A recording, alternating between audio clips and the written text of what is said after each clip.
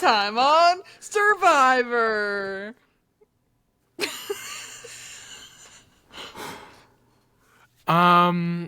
Well, I'm a Big Brother player, so it kind of fits perfectly. Who are you? Hi, I'm Angela from Big Brother 26. I actually, I have a speech prepared for you. Should I do that after or before the intro, you think? Maybe do the intro. Okay. Welcome back to the Making Fire podcast. This is a podcast where two longtime besties, maybe two CBS sort of reality stars, talk about their favorite TV show, Survivor. This week we are recapping episode 6 and episode 7. Right. Of Survivor 47. But before we get into that, Maddie, how are you? Maddie/Jeff, how are you? I'm good. I'm actually gonna plug my headphones in now that the bit is not over, but the hair peeking out in the back of the hat really sells it, I feel like. Right. Here, I'll sort of show you a picture of who I'm supposed to be. Wait, more to one side. Oh, I see it. Why does that also kind of look like your mom? Oh. Maybe. I really love this wig. Thank you. I love this whole outfit. I just love everything about this. Thank you for asking. I'm so good. My hair is sort of poking out, my real hair. Welcome. I'm just so happy to be on the On Fire podcast. Oh, sorry. The Making Fire podcast. Right. I'm good. It's strange to be back doing this. It's been a few weeks. It's so true. It has been a few weeks. And yeah, and now I'm just like stunned. This is really fun. Anyways, I've been good. I have just been busy. Halloween was yesterday, but Halloween is any day you want it to be, really. And this is sort of our Halloween episode. The few things I wanted to talk about this week. One, I already told Riley about both of these, so it's fine. One, I am really disappointed in myself that it took me 10 years post-premiere for me to get into Outlander. That is sort of my new thing. My Sims time is down. Numbers are down. I'm sort of coming home, locking into Outlander, eating dinner, going back to Outlander. Really having a good time with that. Also, this is not a politics podcast, so I won't be getting into all that, but go vote. This week, I got to see Kamala Harris in person and also live out my high school dreams of seeing Mumford & Sons play live. That was life-changing. I think I need to get back into my Mumford & Sons era because that was really exciting for me. And yeah, go vote. Live your life. How are you? What's your name? Maddie. You must be so proud of yourself.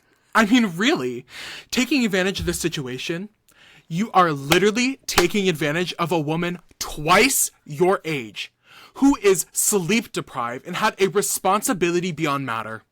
You were able to single-handedly turn the frickin' house upside down against this person. I am so flattered that I am a threat to you. I am so frickin' flattered. Do you know how much that makes me look like a badass to my grandkids? It's awesome, Matt. Thank you. Crazy eyes. You have frickin' crazy eyes. And for the house, your performance was great. Great. It was absolutely great. For a low-budget movie. I had not been myself. I haven't thought clearly. I haven't been able to remember people's names. I haven't been able to remember the last conversation I had. I'm not even able to remember sentences, and the sentences that are being said right now in front of my face, I can't remember. Shit, because I'm so sleep deprived. But that is because I blame myself. I blame myself. I love all of you. I really, truly do. And I was having the best time of my life up until everybody left the room after I won HOH. But, with that being said, how he very aggressively, Maddie, threatened me verbally in my room, in our one-on-one. This man right here that you guys all know and love, this cocky, crazy-eyed boy who says that he got everyone on his back pocket. Oh yeah, I bet you didn't know that. Really, for the rest of my time here, I just want to have fun with everybody, with you guys, except for you. Don't talk to me. I want to have so much fun with all of you. That was the performance of a lifetime. Thank you so much. Yes, I am Angela from Big Brother 26. Angela, okay. Angela. She got evicted, double eviction. I think she was like 6th. So made it pretty far the whole summer. She infamously won the first. Do you know how Big Brother works? We've talked about this. She won the first HOH, and most famously, on like day 3 or 4, proceeded to blow up in front of the whole house. And that was her blow up speech. I think I need to like go on YouTube and watch this. She sort of called out Matt, and Matt, not Maddie, sorry, and that was her calling out Matt. She infamously called him Crazy Eyes in front of everybody because he sort of intensely would talk to people and be like, and so she proceeded to call him Crazy Eyes and do that little move when talking about him. And she made it far. So this is The Golden Power of Veto, Handmaided Love by Me. And Angela infamously got the Power of Veto played on her like 2 times last summer, which is crazy.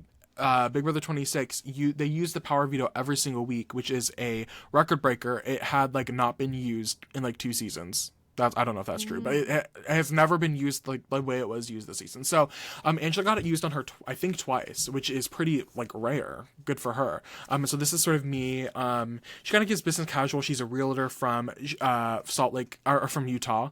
And there's talks about her sort of joining the Salt Lake City girls on their little Real Housewives show. Really? I don't think that's true. I think she was just asked about this. This wig was is sort of, I don't know if you could tell, it's a 60s bump wig. There's sort of a bump in the back here. I went to Party City approximately Tuesday, which was 4 days ago. Realized that, oh my god, Halloween is going to go ahead and be in 3 days, and there aren't going to have any options because Halloween is basically over. So I got what I could work with. I had to cut the bump a little bit, but here we are. I love. Thank you so much. That was so good. I'm honestly just shell-shocked. That Thank performance, you. And then it kept going. Oh, forever. Like, there's layers. Now imagine a 50-year-old woman sort of saying that she hadn't slept all night in front of 13 strangers. She just met approximately 48 hours before. Anyways, that was it. Yeah, a little costume. Let's get into Big Brother, shall we? Oh, to Big Brother, right? Oh, sorry. Get into Survivor, guys. Sorry. I want to say, my face. I tried to give Jeff's iconic dimples, but it does just sort of look dirty. I can kind of see the dimple. Now that you're saying it, on your this is your that side, yeah, yeah. It's giving dimple. Yeah. Thank you for that. You're kind of giving Drag King. I had other ideas to do, but I am reusing my Chris wig. Infamously. For those who don't know, we went through about a 4-episode streak of both of us. Well, I tried to do it every episode. I tried to get it sort of in costume. You can go back during our 46. Is this 46? This is 47. I think it was during our 45 coverage. Really? I do. I feel like it was pretty early on. Yeah. Okay, so we're gonna get into it because we do have a little bit to talk about today. We're gonna cover 2 episodes. I was traveling last week, so we unfortunately were not able to cover episode 6 the week episode 6 came out. So we're gonna go over episode 6 and episode 7. 2 very juicy episodes, I'd like to say. It was so fun. I watched both of these today. Oh wow! I have not had time. Watching Outlander. Right?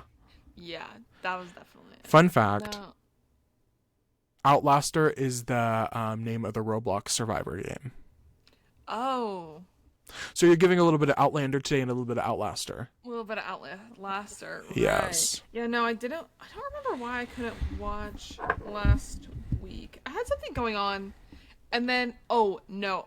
I think I did have something going on, but then I knew I didn't need to watch it until today because I didn't want to forget anything. I wanted So it to be true. fresh. But So not true. that I would forget because I also was there, so it was just a You refresher anyways. were there. You were there. Um, yeah, I'll let you get started. We've got so much to cover. Let's talk about episode 6. So we just saw Annika voted out, and that was really sad for Rachel.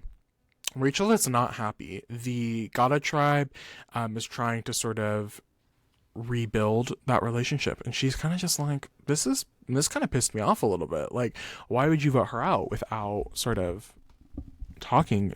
Like, she was like, I would have been fine about it, or I would have been fine with it. But everybody else was on an apology tour. Rachel and Andy talk because Rachel sort of threw a vote on Andy. This seems to sort of be a reoccurring theme. Andy catching strays. AI Andy. We wake up in the morning and OMG, there is a boat coming. Mm-hmm. Oh, I had one comment. Oh, of course. Andy does say that tribal was Blindside City. Do you think that he actually lives in Roku City? Because he's AI Andy? Yeah. Possibly. I know there are a few vacancies. I, as a realtor, can help sort of like fill that. Roku City, reach out. I'm working on my license. For like a 2-bed. In Roku? Yeah, apartment. Well, it depends on which side of the city you're looking at. If you're thinking more like downtown, it's going to be a little pricier. But I do have a 2-bedder. It's going to go ahead and be sort of Art Deco, like architecture on the outside, but then sort of modernized on the inside. You can really see the bright purple light hue on the for coming in from the windows, which is really nice. If that's what you're looking for, we can go over it later if you want to. Okay. Yeah. Maybe that's where the next Survivor. Maybe that's where season 50 of Survivor. I'm just getting ideas here. Ideas going. Yeah. Yeah, of course. The Gata tribe sees a boat gag. What could this boat be? We find out that it's time to merge. It's merge time, y'all. It's merge, babe. And Rachel is so excited she could just spit. She is so excited that there's a possibility of a new thing. Like, I don't have to be at the bottom of this tribe anymore. We learn that everybody's going to go over to they're going to go ahead and go to the Tuku tribe. And Sue freaks out. For some reason, she's under the assumption that people are they're going to do bag checks. Like, she's going through TSA. Yeah. I was like, what? Why would they do that? Just because they're coming to your beach? She was so concerned. She was like, "Oh my God, they are gonna check my bag. I have to finish my cleanup job." She's got blood on her hands. Literal blood on her hands. And so we're like, this is really... She's rushing to clean up everything and sort of hide everything. And, I mean, I don't know. We assume she's doing a good job. And that's sort of what we're left with is she's putting that together. Everybody sort of comes together on the beach. It's really exciting. Hands are being held. Babies are being kissed. It's really... What a great experience. Well... Tiana sees a sign, and the sign says they need to read it as a group, and they end up having to do a huge challenge. Everybody, there is a challenge. There's going to be a challenge later in the day to see who can make the merge, and there is an advantage hidden somewhere on the island. And I love advantages. So true, you do. I, as a Big Brother fan, oh my God, I just am obsessed with Big Brother. I, as a Survivor fan, but Big Brother player, now alumni, know that about you.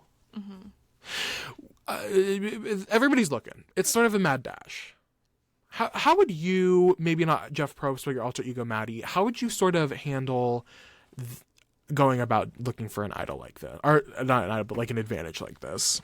I think I would just start looking everywhere, but I Right. also feel like when I'm sort of scanning the perimeter, maybe I would also check not just in the forest. That's, I feel like, easy to say as like someone who's not actively playing And like you've watched the episode. Yes, totally. But I don't think I would maybe give up so easily. It was really interesting. I was surprised, and I don't know if it's because people were necessarily like they were worried about being the person that found it, or if they wanted to. Because also this early merge time is important. If you think about how quickly these days are going to be getting for them, like you think all the time that they can spend getting to know people at camp is going to be so important. So I could understand wanting to take a step back and be like, okay, let's use this time before our first challenge or whatever to get to know the people. I think I maybe be like, let's go look together. Yeah. And then you have an idea of who might find it if they weren't gonna tell anyways. But I was just kind of living for them, especially Sam and Genevieve being like, what's that buoy out there? I'm sure that's nothing. So Genevieve is like, I want the advantage, but I have no internal compass. Sam, people acknowledge that the buoy is out there, but assume that the Tuku tribe would have already done something with the buoy, assuming that the buoy has been there for a while. And then this is where we see everybody giving up. They're like, somebody is either bound to have found it, or like it's like somebody will find it. Like, I just loved the sign saying like go, yeah. and then And like the editors were really trying to, like, they wanted some pushing and shoving a little bit. the editors were crazy this episode, and They- we'll get back to that. But Yeah. It was wild. So everybody gives up.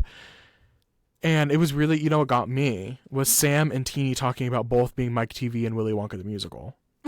yes.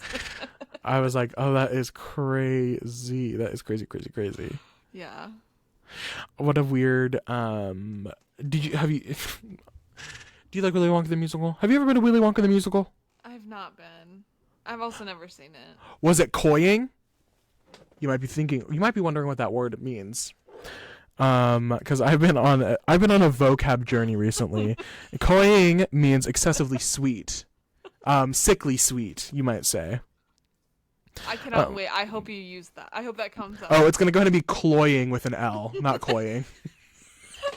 It's gonna go to be cloying with an L, and it's gonna go to be sickly sweet, excessive. Is sort of what the word means. It's a adjective if you're wanting to add it to your vocab later. So we move on. Cloying. We're sort of like, okay, nobody's gonna find it. We're talking about Willy Wonka the Musical, and then people are walking around, and a group walks up to the water well, and is like, "What is going on here?" And people start finding the pieces of Sue's idol hunt. And they're buried. Not very well. They're No, kind of all like it's it's like all piled up in a corner. Like there's blood. There's red paint on the tree. Like Yeah. all these little things. Like it seemed like Sue was getting really down into it, and really It's we also find really impressive that it took new people to notice all of this. Yes. Like, the tribe has been living here and never questioned the red paint on No. the trees, or like maybe why the sand looks odd in some spots. yeah. So the group finds it, but then this group starts assuming that whatever happened here has to do with the advantage hunt. And so they're sort of putting the pieces together. They're trying to figure out what goes with what, where did it come from, trying to connect the things. Caroline sort of walks up and goes, "Oh my God, the red paint. Oh my God, we're by the water well. Oh my God, Sue has an idol." Yeah. Which is so interesting. Caroline gets it immediately, which would have stressed me out. Okay, spoiler to when I was writing the notes. I was in New York when I wrote the notes for this episode, and I was running on about 4 hours of sleep. And I may or may not have also been taking a shower at the same time as I was watching on my phone and taking notes, because I wanted to go to bed. I didn't want to have to like stay up and then take a shower. So Genevieve's name is spelled different every single time, and I went ahead and wrote genomics here. Genomics. And you know what? You got the point, though. And I'm going to wait for that word to sort of show up in my vocab, and then I'll come back and let y'all know what that means. Genevieve just cannot stop thinking about the buoy. She's like, there has to be some... Jesus There has to be some sort of. Is this what womanhood is like, y'all? Okay, I was just thinking though, a costume I wanted to do. Maybe I'll do it another time. Angela the Candle Lady, and your sort of like swoop Is reminding. Perfect. I saw a somebody TikTok. did that. Yes, You I think reposted it. I did. I wanted to do that. That was like one of my ideas, but I couldn't quite get the swoop correct, and I wasn't gonna cut my bangs. And I didn't have time for a wig. This is sort of what it's like going for. Like these bangs are like. I look like the girl from. You can't even see my face right now. Okay, moving on. Genevieve cannot stop thinking. You could be Jennifer Coolidge with that wig. Okay, well now we have to do it. Hold on. Oh my god. Oh, I just want a hot dog real bad. Oh my god. These gays. These gays. Oh, they're trying to kill me. I kind of need the glasses though, because they kind of keep the bangs in place. Is this sort of what you were going for when you tried to be blonde? Yes, this is the color I was going for. I spent $19 on this wig. Okay. That was too much. I spent $20 on this shirt at my place of employment, and it will promptly be returned my next shift. This is a woman's shirt. This is a men's. This is Logan. It's actually perfect. It has the pockets. You look it's giving Jeff. It's giving Jeff. Maybe he hasn't been outside and a little bit kind of paler, but. Okay, wait. I'm trying to make my face more tan, too. This lighting isn't helping. We have to move on. So Genevieve cannot stop thinking about this buoy. She's like, she said, it will kill me if I look back and there was something there that I didn't get. But she also doesn't really want to have to swim and get Which wet. is so valid. I think it's funny though, because this is the second time. I remember, I think it was during the second immunity challenge where she chose to sit out and she was like looking on the bench. Yeah. She's very into looking for advantages, which I And props sitting on to. the bench. Exactly. So she sort of swims out to the buoy, and OMG, guess what? Maddie, guess what? What? The advantage was there. Oh my god. You already knew that as Jeff, though. You already knew that it was there. I did, but you could tell I was like acting. Yeah. Super exciting. That's my winner pick. Girl, my winner pick stock is going up. Oh. Who could have thought? Who could have thought? Let's oh my god. Why could I actually see her winning? Let's take a look. Let's take a look back to the first few episodes where she literally did not exist. And look at her now. I'm so proud And of we her. know who she is when she comes on that screen now. So true. She gets the thing. We find out that it is. Oh, I guess we don't find out yet. We'll find out later. But it's an exciting advantage towards the challenge. Similar to Caroline, Tiana also starts putting the pieces together that all of this blood red stuff, the paint, the pot, everything has to relate to when they walked up on Sue, and that Sue has to have some sort of advantage. Mm-hmm. Which, I want to say this now. Of course. Don't forget. But like, oh wait, never mind. You tilting the hat thinking was crazy. You went. I am sort of getting my episodes mixed up. Yeah, I went ahead and did not rewatch this episode, so I'm like. Well, okay, no, actually I will say it now because this is the same episode, so you should have watched both. Of course. I think it's interesting that this idol thing didn't come up with Sue and Tiana when they were on their little tribe of 6 next episode. Mm-hmm. That wasn't.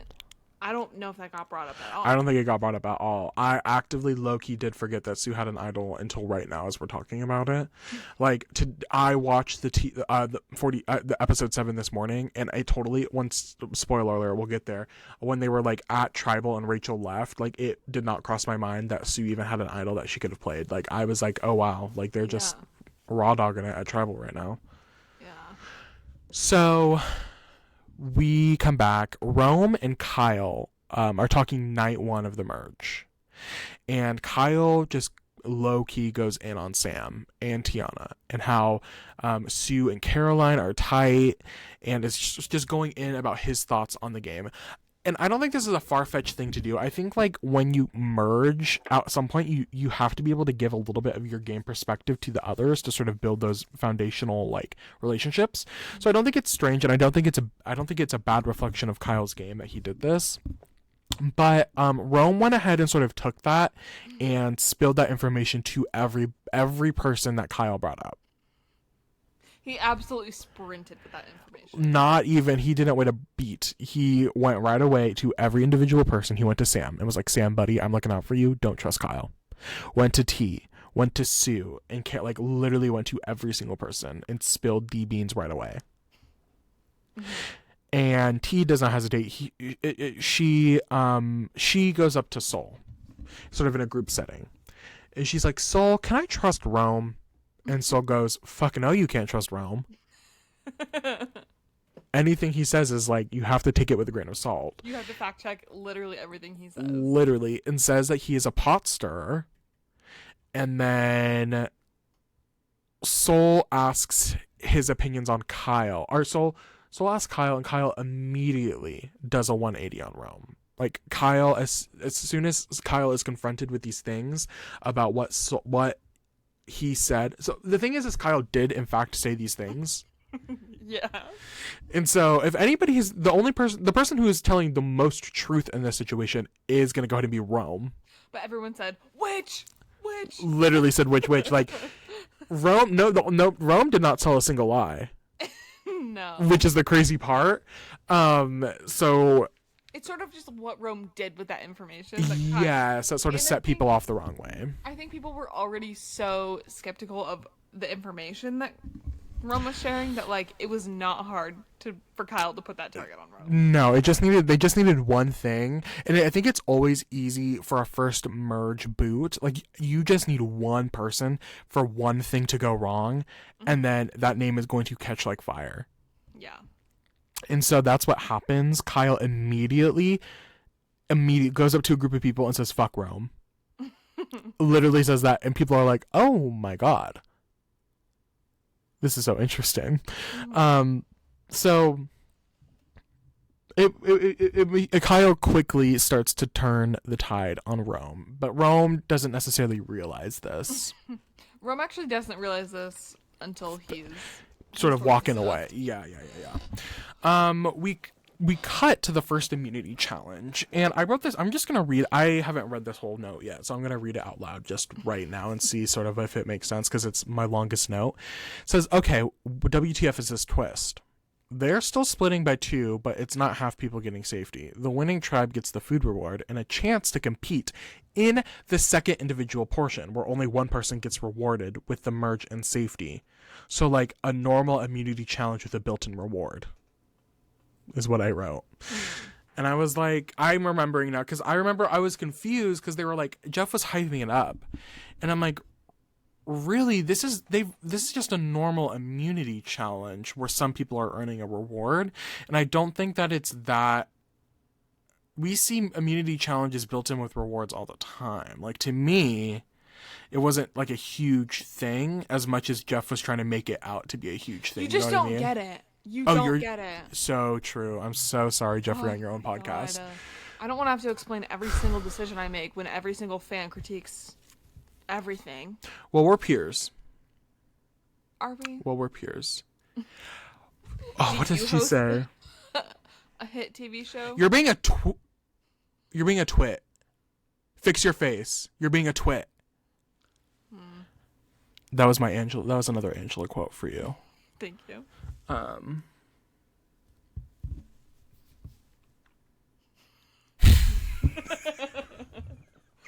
So we get to the challenge. So that's what the challenge is. They start off and it's a 2-team portion, and the teams are competing. Which team wins, they have to whichever team wins a reward of food, and then the winning people get to compete in the second part, and the handful of people that finish well in that part get to go into the final part of or I think there's only 2 parts. Was there 2 or 3? 2. 2. So whoever the winning tribe people get to compete for individual immunity, which is so exciting. I did like that this wasn't a whole tribe gets immunity. I like that hasn't been like, I guess for episode 7 that was kind of the twist, but I liked that for this episode. And Genevieve's reward that she won from swimming to the buoy, she gets to automatically go to the second part of the challenge. She doesn't have to compete in the first part, which I think is so silly, because the first part of the challenge sort of encompassed them having to go through mud, jump up a wall, throw some bags, do a puzzle, all these things. So silly. Everybody was covered in mud, crusted in mud, dead tired, and Genevieve was sitting on the bench perfectly clean. I thought that was so funny. Yeah, she loves that bench. She loves the bench girl, and oh my god, I really want to take this off, but I'm a soldier. You're committed. It's okay. My God gives his hardest battles to his strongest warriors. Right. Sort of the headphone hat wig combo on my yes head is itchy as well. I sort of have no traction on the wig, and so my headphones keep sort of sliding back, which is so fun. The problem is my headphones are dark with my dark hair. Anyways, you can keep going. So, blue has a lead. The blue group has a lead, but then the yellow basically catches up, which is so exciting, and they win that first part. And that's going to go ahead and include Sam, Sierra, Rachel, Kyle, Sue, Teeny, plus Genevieve. I want to know who let Rome be on the end part with the maze. Why would y'all do that? And my favorite thing was Soul was not playing. He was like, get his ass out of that. And why? When they ask, can we do a swap out? Literally. Rome is funny. Just a funny guy. It was a close challenge between, I wrote Lyle and Susu. Yes, Lyle and Susu. Kyle ends up pulling out the win, though, which is so exciting. He's the first immunity winner of the merge, and I went ahead and wrote Lyle wins immunity, Beggy Doffs, here we come. I don't know what Beggy Doffs, here we comes mean, but one thing I wanted to say is that immunity necklace is so spooky wooky. It is so spooky wooky. I love it. It's giving very Halloween. The stand is made of bones too. Did you notice that? Ooh, not the boar worms. Ooh, not the boar worms. No, I did not notice that. Trixie and Katya. So true. I've done Trixie makeup before. Yeah. It looked great. It took me 5 hours, but it was great. Kyle wins immunity. He's the only person to earn the merch. Nobody has earned it yet. Gag. And then we go to the little reward challenge that the Yellow Tribe won. So exciting. It's a charcuterie board, which Angela loves charcuterie. Mm-hmm. Fun fact. I love charcuterie too. So Sam loves charcuterie. Guess what? Big Boy also tries pineapple. And he loves pineapple. Sam says Sam loves pineapple, everybody. Put it on the front page of New York Times. This just in. Sam loves pineapple. Love pineapple. Yeah. He... and immediately at this little feast, Kyle is pushing a Rome agenda. Mm-hmm. And that seems to be the consensus. People are kind of down. Genevieve is on this reward, and she doesn't really intervene too much with this, which is weird because they're supposed to be number one allies. But I think she sort of says in the next episode that her number one ally went home. She had zero concern about it. No, she very much was just like, hey, if it happens, it happens. She loves pineapple too. She was just enjoying it. Yeah. Sam is pushing anti-agenda. Kyle is. Sam wants a second name. And Susu suggests Andy. Mm-hmm. No pushback. Literally. This will no one also does. sort of be. This is also sort of be. Andy thought his number one allies would protect him, and then come to find out that that's not really the case. Yeah. So Sue suggests Andy, and then we also learn that Teeny is getting wine drunk. Yes. Yes. Teeny's a little crunk right now. Teeny, yeah. Was it Sam that was like, okay, I do need you to be able to vote tonight? Yeah, we do. We're gonna need you to sort of have conversations with us later. But Does Angela play with her this much? I just I'm kind of giving like a woman right now. Like No, I don't think you guys are getting it. Like I'm fully kind of giving like No, we're getting it. I know. wait. I have a question. Did the wig come that messy? Okay, so here's the thing: is it had a ponytail in the back that helped sort of push up the bump. But then I was like, I don't want the bump. One and two, there wasn't enough hair, so I was like, I'll just cut the ponytail off, and the ponytail was holding back a lot of hair. We'll just say that. What happened? To look the way it does. What do you mean? Wait, I think I have the box. Hold on, I'll show you what that looks like on the box.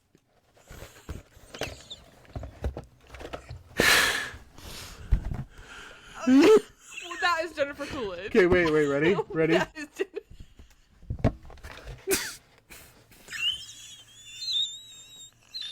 I don't understand. What happened? Oh, what? Girl, this is my twin sister. Yeah, I see it. I'm just making sure the audience got that. Don't worry, we'll clip it. Great. So yeah, they come back. The Yellow Tribe comes back and seems to have well, sorry, before the Yellow Tribe comes back, we're with the losers. Losers are a little fed up. Rome is trying to get people on his side, and Rome is like, we need to vote out Soul. Rome is like, this is the person that is creating the most opposition against my game. He needs to go tonight. So he starts pushing Soul's name. And he's talking Anyone that will listen. literally anybody that will listen. Caroline and Tiana are listening, and they're like, I don't know. Rome immediately pulls the bully card. The waterworks. The waterworks are out, and I have to give him his tens. Okay, he had Caroline convinced. He had Caroline convinced down. I knew Caroline left that and said, oof, I don't put up with a bully. You're done, Soul. You know she felt empowered after that. She said, I'm going to get a bully out of the game. Ugh. No more. Not on my watch. Yeah. That was my Caroline impression. Rome is immediately pushing Soul, and I live for it. Rome is telling the camera how confident he is. Mm-hmm. He's like, Soul is going home. He went to every single person. At this point, the yellow group comes back. Rome has gone to every person and confirmed that they are voting Soul. Yeah. We get a confessional from Rome, and he's like, "You're voting Soul. You're voting Soul. You're voting Soul." Everybody's like, yes. Rome telling us, the audience, how confident he is.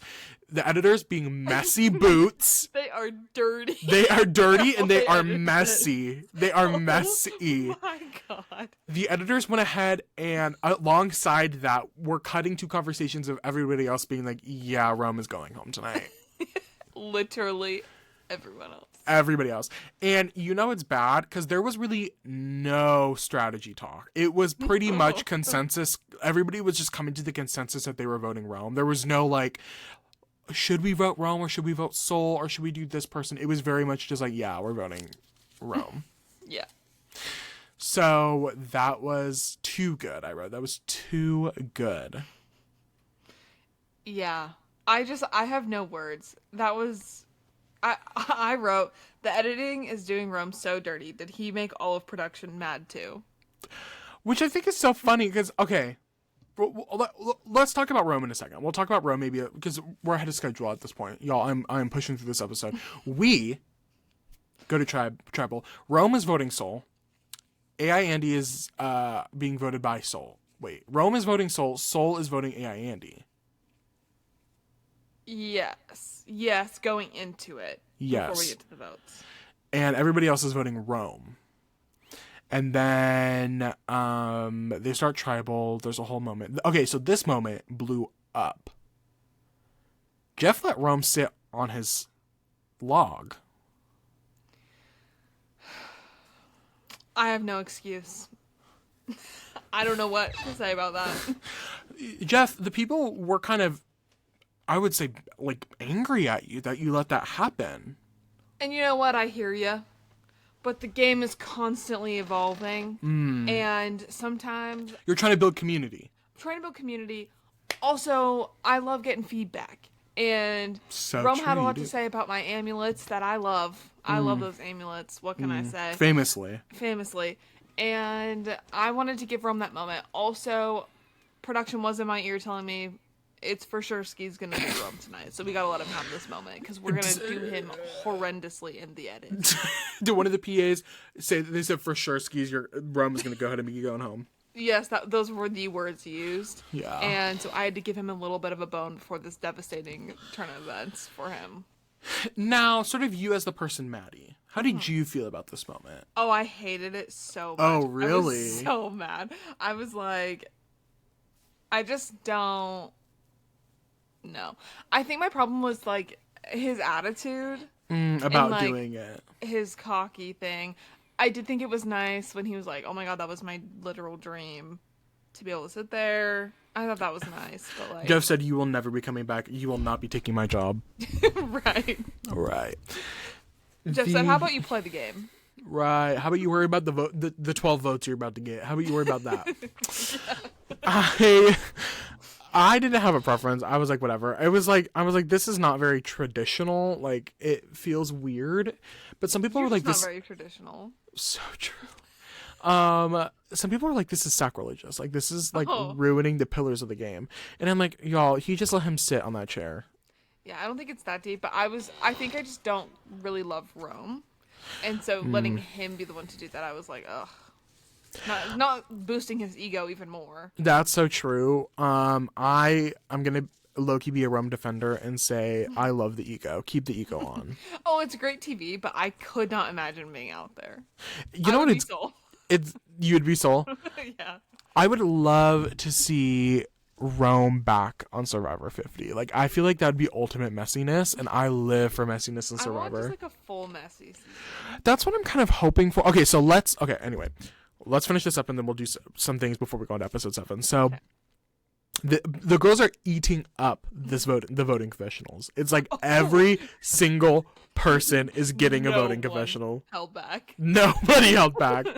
And I don't know, maybe they thought it wasn't going to air because, you know, in the past, in the most recent seasons, a lot of voting confessionals have not aired. But Andy is getting his bag in these voting confessionals. AI Andy is generating those prompts down. Was this the... Yeah, he spoke German. He spoke German, and then I found out, I was looking on Twitter, I think I bookmarked it. I was like, this is just really wild. It scare me. What? He knows every language. So true, the AI is taking over. I think, maybe I didn't bookmark it. That's so unfortunate. Something about, like, Andy spoke German because, like a Germanic tribe, was the reason that Rome fell. Oh. And he knew that. Because he knows everything.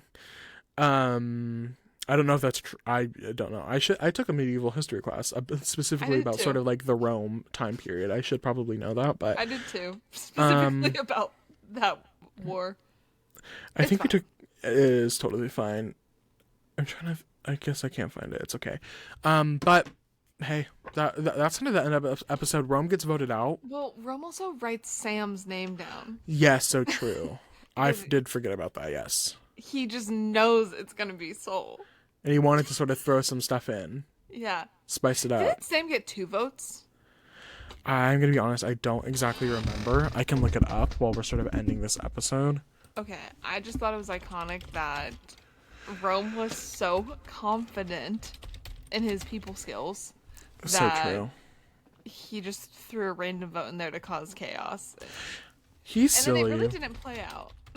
No, it didn't it didn't play out at all. Like this man, the messy man.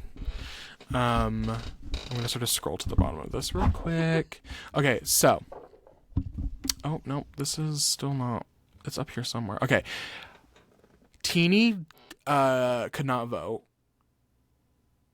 Sam got 1 vote from Rome. Andy got 2 votes, 1 from Soul and 1 from Sue. Oh, okay. And Rome got 9 votes. Okay, I got them. And Kyle did not vote. Oh, sorry, I read that wrong. Teeny did vote, but she didn't. I don't know. It's weird. This chart is weird. Teeny did vote, but she used her idol. And Kyle did not vote. Mm-hmm. Oh, yeah, that's a whole other thing. They played the amulets. Amulets. Yes, sorry, y'all. I was falling asleep. I was actively falling asleep as this episode. I had gotten out of the shower, falling asleep. Like, I was missing a couple things. They did play the amulet. In Big Moment, they played it on Teeny. So true, they chose specifically to play it on Teen Wad. Yeah. Yeah. That's sort of my nickname for her. I'm workshopping it. I'm workshopping it. But that's the end of the episode. Rome is blindsided. Bad. Mm-hmm. It's Blindside City.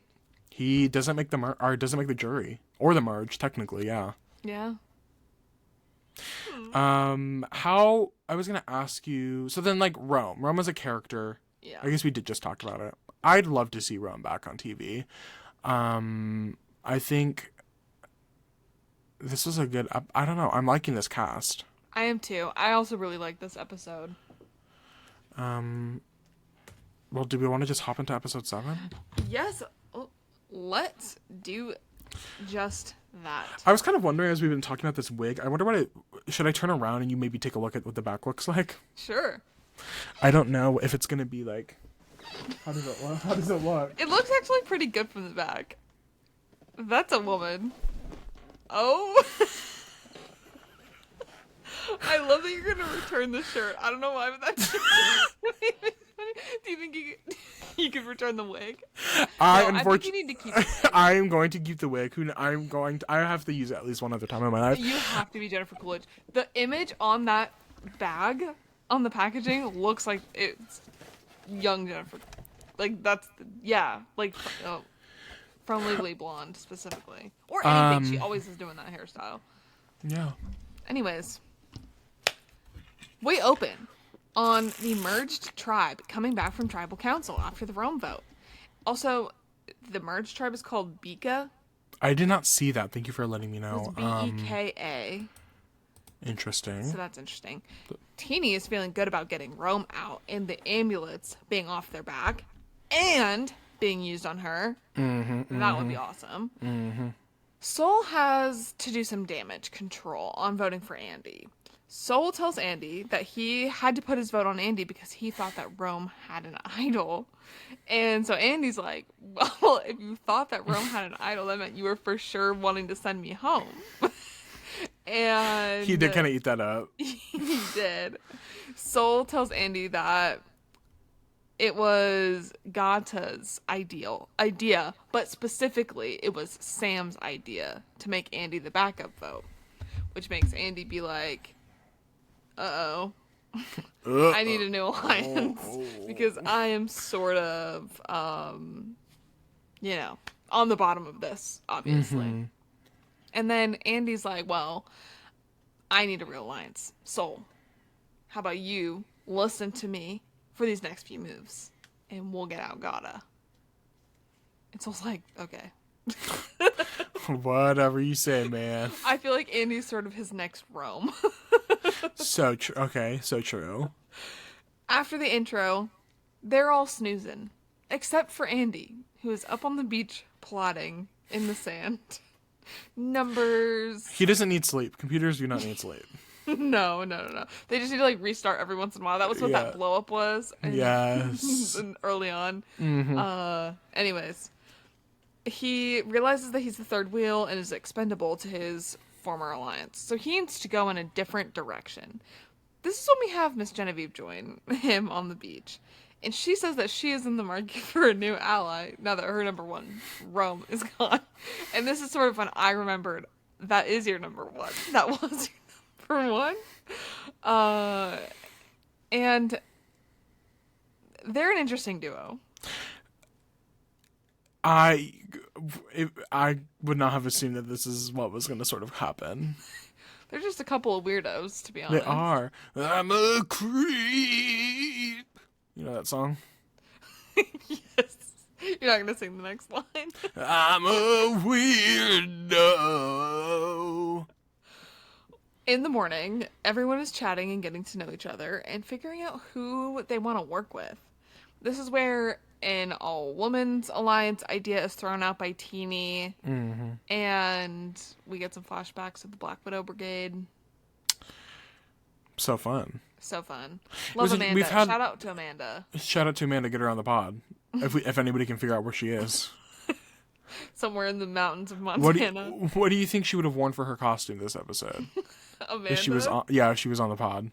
Oh my god. I don't know. What do you think? I think she would have dressed up as a fisherman. Oh, yeah, 'cause she is outdoorsy now. Yeah. Or maybe she always was. Anyways, then we sort of hear that Tiana wants to get Gabe out next. And that's kind of it before we move into the immunity challenge. Shock at this immunity challenge. Okay, so we'll go in order of how they told the story here. The challenge is that they have to stand on a narrow beam and hold a ball on a pole over their head. This feels so similar to last week's challenge. I agree. I was like, why?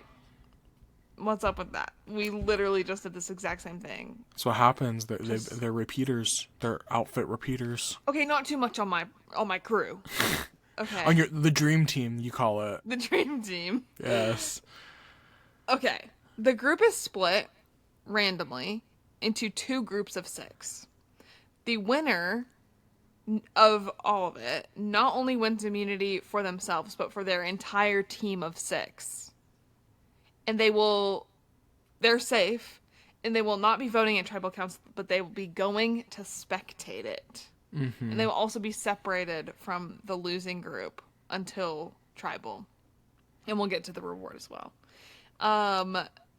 The person who lasts the longest from the losing group wins individual immunity. The other kicker is the person who gets voted out at this tribal will not be on the jury. I feel like that's insane. You have merged at this point. You are a merged group, and everybody in the last handful of seasons, once they had merged, that was the whole thing. It's like they had a cycle before merge that was like the mergatory, and the person that voted out that cycle didn't make it, but then everybody else made it. And I'm like, why are we like, I don't know. It adds a little bit more like, oh my god, like I haven't made it to that point yet. But I'm like, oh, it's so devastating. The vote out this episode, I literally was almost in tears. It was so devastating. It was so sad. And it sucks because, like, they are merged. Mm-hmm. Like, they have the buffs. It says everyone's purple. Like, it feels kind of unnecessary. But the reward is baby back ribs, some side dishes, beer. All the fixins. Soft drinks back at camp. Wait, can you say it like Jeff does? Like, you get baby back ribs. Coleslaw. Corn on the cob. Ice cold beer. We get ice cold beer. Oh my god. And soft drinks. Oh my god, I love soft drinks. And I'm not even gonna make you go to the sanctuary where good things happen. That was really good. Thank you. Okay. On the blue team, we have Caroline, Sue, Rachel, Tiana, Gabe, and Kyle. Which is, if you counted that right, 5 Tuku plus Rachel. I literally would have shit my pants. I'm not even joking. I probably would have quit right then. She's brave. She's brave. Brave. God gives his toughest battles to his strongest warriors. So, right. On yellow, we have, what did you call Genevieve? Genomics. We have Genomics, Sierra, Teeny. Wait, did I put Teeny? No, yeah. No. Yeah, Teeny's there. Oh, yeah. I was getting confused. Teeny, Soul, Sam, and Andy. We get into it. Kyle lasts the longest on the blue tribe, and wins individual immunity, but his team lost. So Yellow wins with Teeny and Genevieve outlasting everyone. Genevieve is the silent killer, y'all. Y'all aren't ready for her takeover. Oh my god, so real. Also, Kyle has now won immunity for the second straight time. How exciting. He's gonna get that Franny treatment. I know. I was like, this sucks, especially because you want to win, because you want to not be one of the 6 people going to tribal, but also like, oh my god, not a good look. The losers go back to the old Lavo camp to figure out who to vote for before tribal. Sorry, keep going. Okay. At the Vika merged camp, the winners get the reward. And I just want to say it actually looked good to me. Sorry, keep going. Okay. I don't really like most meat, but I do like ribs, oddly enough. And also, I love corn. Corn on the cob. So much. Like, it's truly insane. I would have loved this so much. I want to eat ribs, and I can take or leave the coleslaw. What are you eating? You want to share it with the class? Oh, God. You know what I love is charcuterie. Yeah. I love charcuterie. You said BYOC. Bring your own charcuterie. I brought my own charcuterie, and girl, you know what? These meats and cheeses. I don't see any meat on there. You know why there's no meat on here? Because that bitch Brooklyn ate all my meat and cheeses! And now I have fucking saltine crackers. Who uses saltine crackers on a charcuterie board? And I had to steal cheese from the fridge. Those meats and cheeses, first of all, those are from my birthday. My birthday. And just because I'm a have-not this week doesn't mean that they can wait. Those meats and cheeses last a week, 2 weeks, if stored properly. They did not have to eat all those tonight. And they ate them knowing that they were meant for my birthday. And my birthday, I'm off. I'm not a have-not in about 24 hours. They could have just waited 24 more hours to eat that. And now I'm here eating sliced cheese and saltine crackers. And she knew, and she ate it anyway. Anyway.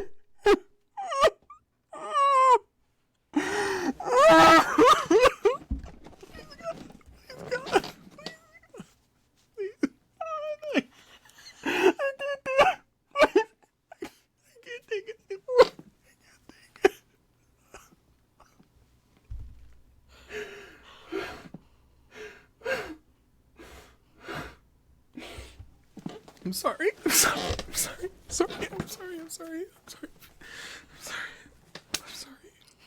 How many letters are in devoured? 8. Thank you for that. I'm loving these. Okay. How do you feel about... You don't eat ribs, do you? Not particularly. How do you feel about corn on the cob? I love corn on the cob. I love a good sweet with like a little savory butter, some salt on it. So good. Well, they get to talking, and they're talking about what things are going to look like for the losers, and the position that Rachel has sort of found herself in. The group also talks about wanting to knock down the Tuku numbers in future votes, especially if they go for Rachel, because then it shows that they are a strong unit, but they don't have the numbers. Teeny also says that there might be an idol hidden after the amulet play last tribal, so something to keep in mind. We jump back to the losers. Rachel's obviously stressed about being 1v5. Gabe and someone is it Gabe and R talking about sticking with Rachel to not let her... Oh, I think Sue. Gabe and Sue are talking about sticking with Rachel to not let her look for an idol because she is the easy vote and just the best target tonight because she's also really great socially and she's a threat. Mm-hmm. They don't. They also want to be prepared in case she plays her shot in the dark, which Gabe seems to be like absolutely dead set that she's going to be playing her shot in the dark tonight. Then we have Kyle and Tiana talking about how if they vote out Rachel, Tuku will be the target against the other 6, and they do not have the numbers, so they're just going to be picked off one after one after one. Kyle says that this might be the prime opportunity to get Gabe out. Tiana then tells Rachel about her plan with Kyle to get Gabe out. And Rachel is happy to vote for anyone but her, which, so fair. And she is all in on the Gabe plan if that's how things are going to work out. I think it's interesting that I feel like both sides have good arguments, like Sue and Gabe and Tiana and Kyle. I think on the outside, if I was Rachel or anybody else in the game, from the outside looking in, I think that Tiana and Kyle's plan makes more sense. I think it makes more sense specifically because all the tribes are so even that trying to integrate themselves the best that they can into the remaining people would be better. But I should probably Gabe and Sue and Carolyn have been working so closely together. Mm-hmm. That for their individual games, I can understand why remaining as a trio would be better in the long run, or at least remaining intact as a 5 would be better in the long run. Mm-hmm. But I also think I'm like, how much longer can you go as a 5 if you have 2 people who so desperately want to break off from it? You know what I mean? Yeah, I do know what you mean. Thank you. You know who you would also do well as? Trisha Paytas. I thought about trying to do... I could not. I didn't have the resources to make that happen.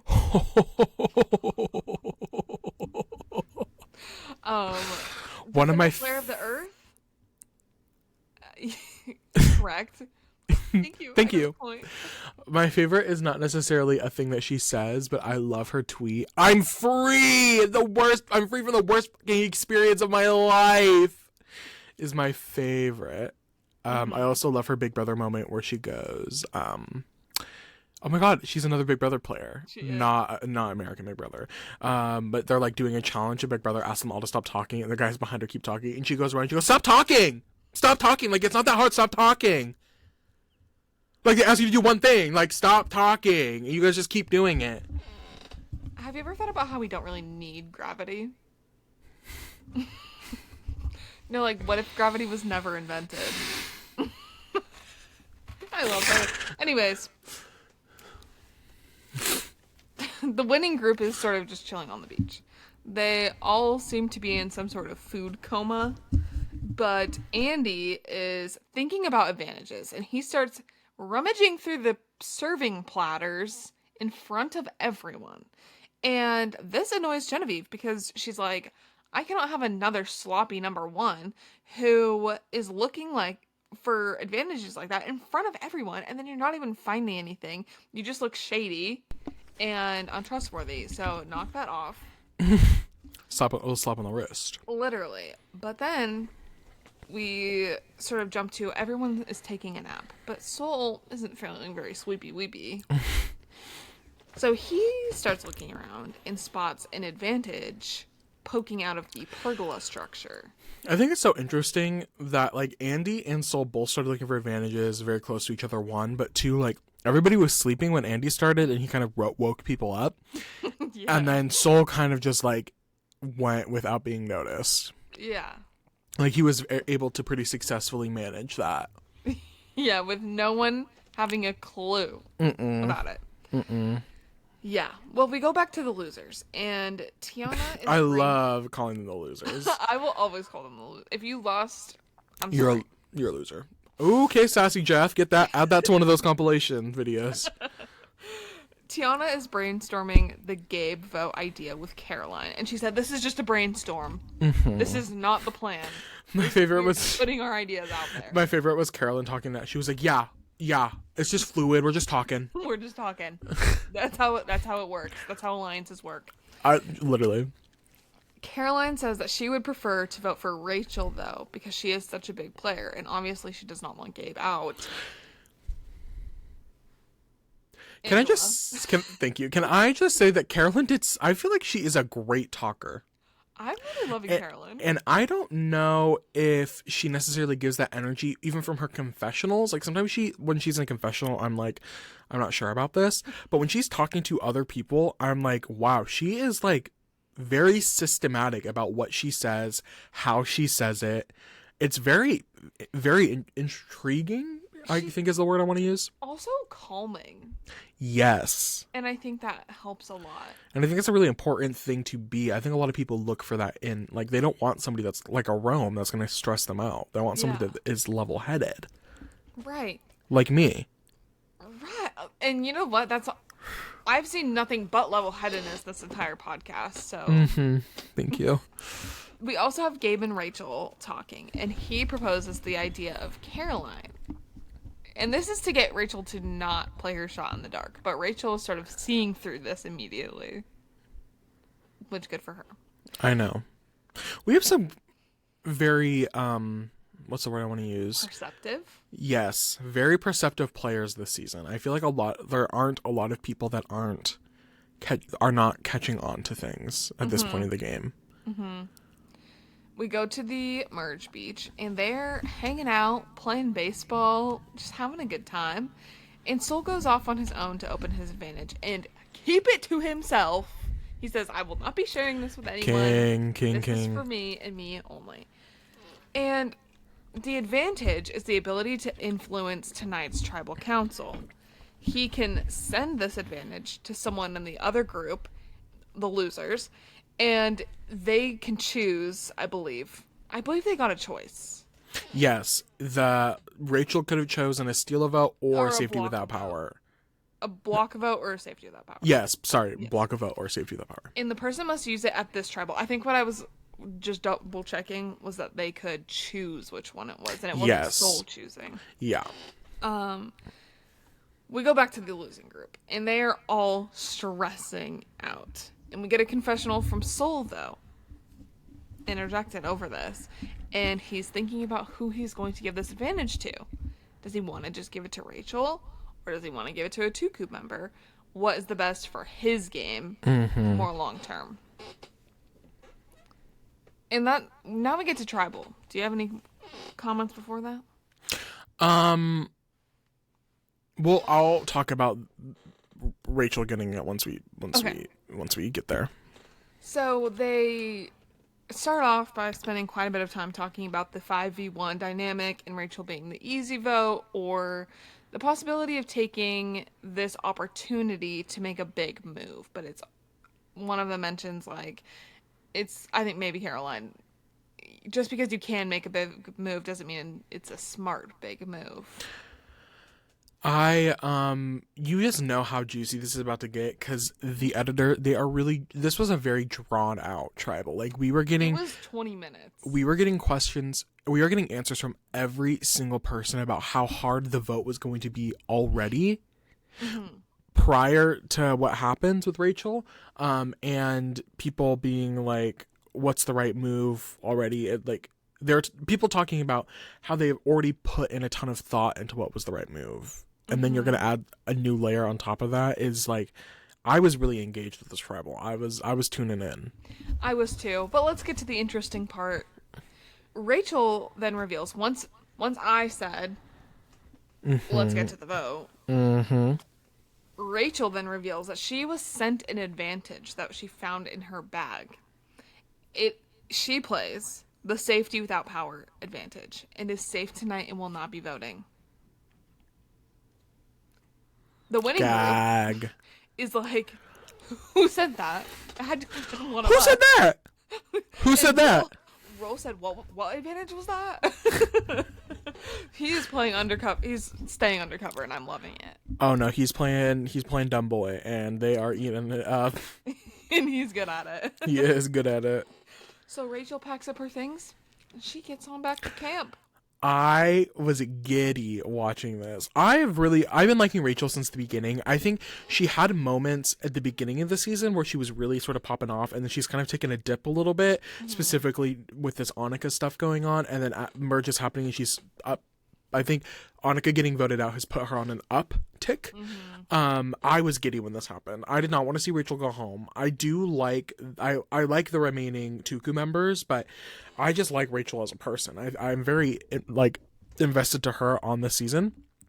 And I was giddy watching her leave, and then they do a slow motion edit of her walking and like smiling. I was like, she knew she ate that. She walked away, she knew she ate that.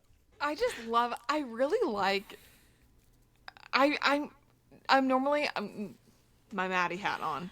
I normally don't love advantages as much, but I actually kind of liked this one because I like that it wasn't like a direct advantage for the person that found it, but like it can play out that way. It like lets you kind of shift the game, and also maybe it kind of is an advantage because then I'm assuming he's gonna tell Rachel, like, I saved you. Show me to me, Rachel. Show me to me, please. Oh my god, I'm so sorry. I love when an advantage works out like this. I love when it's like literally you play it and it is the storybook perfect. Like, so you picked the right person. You picked the right person. I think the right person found the advantage. I think like this was the right scenario. Like, this was so juicy. I'm so glad Andy didn't get it. I know. Because I doubt he would have given it to Rachel. Yeah, no. Like, there's no benefit for him in bettering Rachel's game because Rachel has been one of his biggest ops. So, like, that would have been crazy. I want to say a lot of people were, not a lot of people, I just saw one Twitter thread, but it kind of pissed me off and then I closed Twitter. People were being like, why didn't Soul tell? Like, why didn't Soul announce himself as the person that did it? And, like, that defeats the whole purpose of him keeping a secret in the first place. Yeah. People are like, why didn't he tell Rachel as she was leaving? Or, like, why didn't he tell Rachel? I'm like, why would he put a target on himself like that? If he has been playing his whole thing, sort of this whole game, specifically since Asia went home, has been like kind of aloof, like not really sure what's going on, like being on the bottom, and it does not benefit the perception that he's building of himself in this game to say that he found an advantage and he played it the way that he just played it. Also, if he doesn't tell Rachel, imagine if he makes it to the final tribal council. I know you hate her, but it'll give very much Marianne. It would be a great moment. I think it would be an amazing moment. But I think like that was just like the last 5 minutes of the episode. Like, who's to say next episode he doesn't pull Rachel aside and he's like, hey, I sent this to you. Which still, he could use that in the end anyways. Yeah. Like, I think it benefits his game in every way. So I really, really liked this. It was a fun move. And I think, I don't want to sound too like nerdy, but the fallout of this moment, I don't think there's been such raw emotion on Survivor. Maybe within the last couple seasons, maybe in the new era. This moment, I was literally like, oh my, like I felt like I was there with them. Let's get to the moment. Okay. So the remaining 5 are like, girl, what? What was that? Then Tiana is getting very emotional talking about what is about to happen, and it's just like also hard to watch knowing that she's about to leave, but getting emotional about not only like voting for these people, but also this person isn't going to make the jury, and that sucks. I feel like not making the jury by one and like getting voted out first are like the 2 worst times to get voted out, in my opinion. Like, you just missed it. I don't know. Am I giving Princess Diana a little bit? I see it. Oh wow. Okay, that wasn't necessary. I agree. I feel like she's one of the most robbed pre-jurors of all time. This was like, I feel like she deserved a spot on that. Especially after they had merged. Like, you merged. You got the buffs. It was also crazy watching her have this moment, but then seeing the people in the background whispering. Yeah. And like, it was sad because, sorry, you can finish. No, you finish. You go. No, you go. No, you go. Ladies first, okay? I think that it was, I as an audience member, I think we were all under the assumption that she was going to go home. Like, there was no way that Caroline, Gabe, and Sue were going to flip, as much as the edit tried to swayed us to think that way. I just don't. There was no way that I that thought that was gonna happen, and it was just sad. Like it felt like she was saying her goodbyes to us. Like It did. It felt like she knew what was about to happen. yeah, But then her reaction to it, I couldn't tell if that was shock or just like, oh my god, it happened. I think it was more. Oh my god, it happened. Like after getting voted out, I think there was a little bit of shock because I think she was surprised Kyle didn't vote with her. Which is weird because Kyle in the past when TK got voted out, voted with TK. That was the guy's name, right? TK. Yeah. When TK got voted out, Kyle voted with TK, but he didn't vote with Tiana. It was really emotional. And in a way that I was like, this feels it. Sorry, I already said this, but it felt very raw. I was like, this feels like people, you can tell that their brains, I feel like obviously Maddie and Riley I know we're portraying characters right now. I know you guys are shocked to believe that, but Maddie and Riley, we've never been on Survivor. Right. But I can imagine very little happens. Very rarely does it happen that things at Tribal, like persuade. People are going into Tribal, know how they're going to answer Jeff's questions. They know who they're voting for. They know X, Y, and Z. And it's very rare that a moment like this happens so genuinely, because we see moments like this in the past where it's like a live Tribal, what's going on? Sometimes those can feel a little theatrical, but this felt so genuine. It felt so like the five of them could not comprehend what just happened. And them getting up and all of the conversations that were happening, like that was so real. Yeah. Like, in other times it does feel like, okay, yeah, we're doing this. It's a live Tribal. This was like, oh my god. Like we have to do this. Like we literally like there's no backup plan. Yeah. It was really exciting to watch. I think Caroline had Jeff asked her a question and was like, what are you thinking? Like, blah, blah, blah, blah. And Caroline was like, I'm so sorry. I cannot mentally answer your question right now. My brain is just mushy. Like I can't think beyond what I'm already thinking about at the moment. So true. So sorry, I cannot answer your question. Yeah. Well, we get to the vote and it's 4 votes put on Tiana. Dang. She is devastated. This has been... I'm sick. First of all, not a single white person has been voted out since John, which is insane. Wow, I know. I know. 1, 2, I am sick over these pre-merge boots. This is insane. And the way that it has been blindside after blindside after blindside after blindside after blindside. Like, these people are leaving not, like, I would say John is probably the only person this pre-merge who's been voted out expecting to be voted out. Yeah. Like, John went into the first Tribal feeling like he had potential of going home. I really don't think there's been anybody else that thought that it was going to be them. And it's been so good, but it's been so sad. I don't remember who said it, or if it was this episode or the last one, but someone was like, well, you can't call this season boring. So true. And I'm like, you no, cannot. You were correct. Because this season is so good. It's been very entertaining. A good season, I feel like, to even recommend to people who want to get into Survivor. Yes, because it doesn't... It has, like, the fun characters. Mm-hmm. It has the blind sides. It has the drama. It has kind of everything. I was thinking about this as we were watching. Sorry, the episode's kind of wrapped up at this point. This is sort of our closing thoughts. But I was thinking about this when we were watching this episode. It's sort of like how unfair, I don't think unfair, but how polarizing seasons like 41, 42, and 43 were. I think us as viewers watching those seasons for the first time, it was polarizing. Like, people were not sure what to think about them because it was so different from what we had come to expect from Survivor. And I think now the benefits of these recent seasons, 45, 46, 47, I think they're really benefiting from the fact that we as an audience have gotten comfortable with this new layout of Survivor. Mm-hmm. And so I think what is helping these seasons more than the other, like the earlier New Era seasons, is that we are coming to expect emergatory. We're coming to expect all these advantages. We're coming to expect 3 tribes, things like that. But I think... this cast is still eating. I think the format, I think like the twists and turns are like doing well. I think we're reaching a nice middle ground. Which is making me excited leading up to Survivor 50. Like my fear would be that they screw up Survivor 50, but this has been I'm especially now that we're entering we're in the post merge. The pre-merge was so good. And I'm excited to see how this post merge is going to play out, especially because there's so many different little clusters happening. Yeah, I'm on the edge of my seat. I'm just having such a good time watching this season.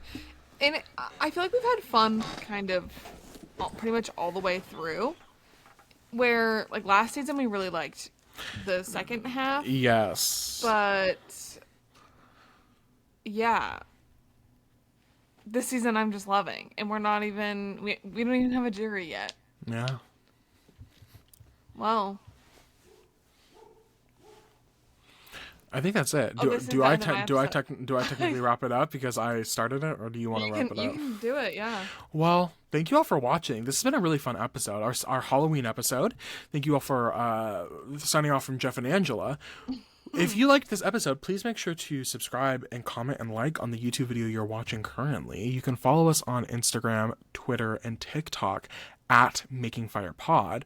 And we will see you next week with episode 8. Hopefully we'll have a first juror at that point. Yeah. Who knows? That's all I've got for tonight. Good night. Thank you for letting me live my dream. This grandma says goodbye. I love all of you. Ooh! I can't wait to see how this turns out. I'm kind of giving RuPaul in this blonde wig. Yeah. Wait a minute. And the glasses? Yeah. It's like a mix of in and out of drag. I'm kind of disappointed that you're not a mix. Maybe next time will you go bald to commit to the RuPaul look? Oh, maybe. We'll have to see. Okay. See you next time for When Riley's Bald. Bye.